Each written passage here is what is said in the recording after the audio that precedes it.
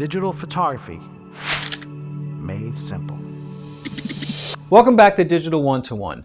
Today I'd like to discuss a little more about indoor flash. Have you ever noticed that whenever you're indoors, your flash goes off automatically because your camera is usually set to auto or program? Well, your camera does this for a simple fact that we need more flash, a little bit of flash fill, something to fill up the dark spots that your camera can't see. Unlike our eyes, which are very sophisticated in order to see great tonal ranges between lights and darks, our cameras can't do this, or at least yet they can't.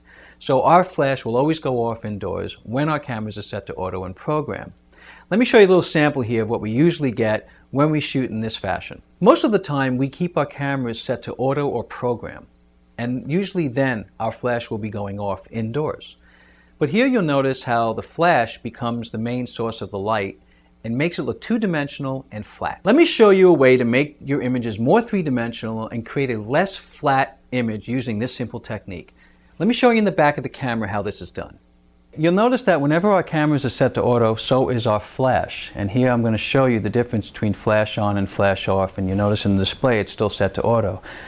To perform our technique, we need to bring our camera into manual mode. And then once in manual mode, you want to go to menu and look for what's called slow synchro, and some cameras may show it as slow shutter. We're going to bring it down to slow synchro, and we're going to put it on, press our menu again, get back to our display, and when we get back to our display, I want you to double check your flash so that it's set to the manual flash, not the auto flash. And you notice again in manual you have 3 flash settings now rather than just 2.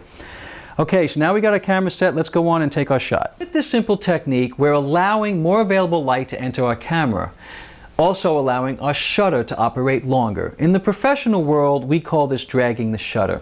Let me show you our better sample. Notice how the overall image feels more three-dimensional. It's that available light that we've allowed to enter the camera longer gives our image a more natural feel.